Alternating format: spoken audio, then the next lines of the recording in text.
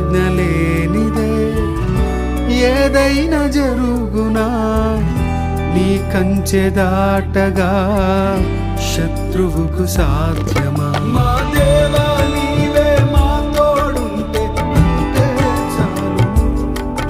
అపవాది తలచిన కీడులన్నీ మేలైపోను.